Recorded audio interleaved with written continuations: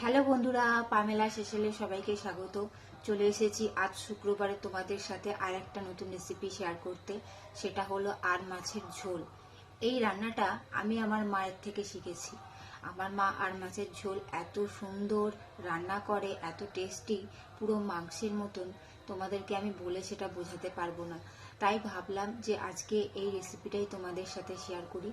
তোমাদের যদি আজকে আমার এই আর মাছের ঝোল ভালো লাগে তাহলে অবশ্যই লাইক কমেন্ট করে আমাকে সেটা জানাবে।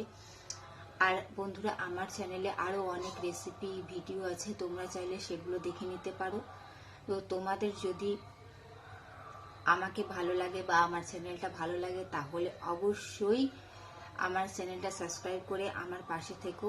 তোমরা যদি আমার পাশে থাকো তাহলে আমাকেও তোমাদের পাশে পাবে।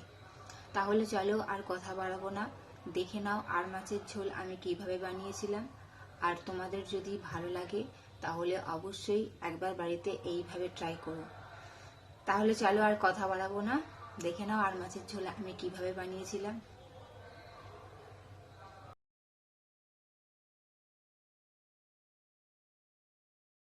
প্রথমেই আমি মাছগুলোতে নুন হলুদ মাখিয়ে, দেখো সর্ষের তেলে মাছগুলো আমি প্রথমে ভাজা করে নেব।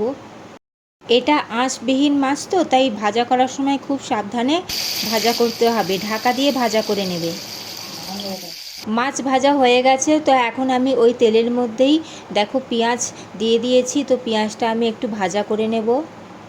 অন্যদিকে আমি একটা মশলা তৈরি করে নিয়েছি। এর মধ্যে আছে টমেটো, আদা, রসুন, কাঁচা লঙ্কা বাটা। তোমরা চাইলে শিলনোড়াতেও বেটে নিতে পারো, আমি মিক্সারে এটা পেস্ট করে নিয়েছি।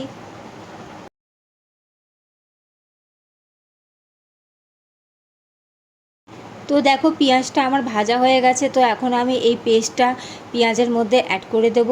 তো এর মধ্যে আমি হাফ চামচ হলুদ গুঁড়ো, এক চামচ ঝাল লঙ্কার গুঁড়ো আর হাফ চামচ ধনে গুঁড়ো দিয়েছি। আর এখন এক চামচ কাশ্মীরি লাল লঙ্কার গুঁড়ো দিয়েছি আর পরিমাণ মতো নুন দিয়ে দেব। এখন আমি মশলাটা ভালো করে কষিয়ে নেব যতক্ষণ না তেল ছেড়ে দিচ্ছে। আর একটা কথা কি বলো তো, দেখবে যে কোনো মশলা যতক্ষণ সময় ধরে কষাবে তত কিন্তু খাবারের টেস্ট বেড়ে যায়।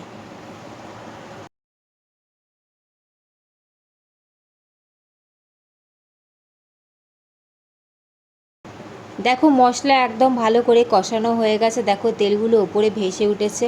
এখন আমি এর মধ্যে পরিমাণ মতন জল দিয়ে দেব।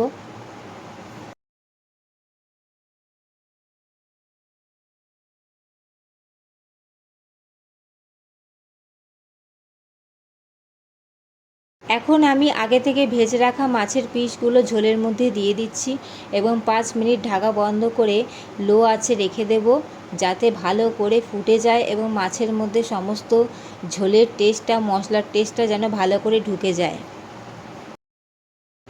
তো বন্ধুরা, অন্যদিকে তোমাদেরকে দেখিয়ে দিই, দেখো আমাদের বাড়ির ছাদে কি সুন্দর সুন্দর ফুল হয়েছে। তো তোমাদের কেমন লাগলো অবশ্যই আমাকে সেটা কমেন্ট করে জানাবে।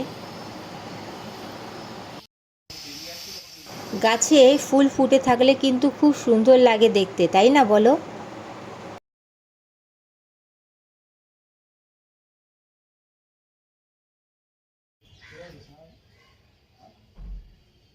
5 মিনিট পর দেখো বন্ধুরা, তোমাদেরকে ঢাকনা খুলে দেখাচ্ছি। এখন গ্যাসের ফ্লেমটা অফ করে দিয়েছি এবং আর মাছের ঝোল আমাদের রেডি হয়ে গেছে। দেখো দেখতে খুব সুন্দর লাগছে, তো তেমনি খেতেও কিন্তু খুব টেস্টি হয়েছিল। তোমাদের কেমন লাগলো আর মাছের ঝোল আমাকে সেটা অবশ্যই কমেন্ট করে জানাবে। চলো আজকের মতন আসি, দেখা হচ্ছে আবার খুব তাড়াতাড়ি। ততক্ষণ তোমরা ভালো থেকো, সুস্থ থেকো। চলো টাটা।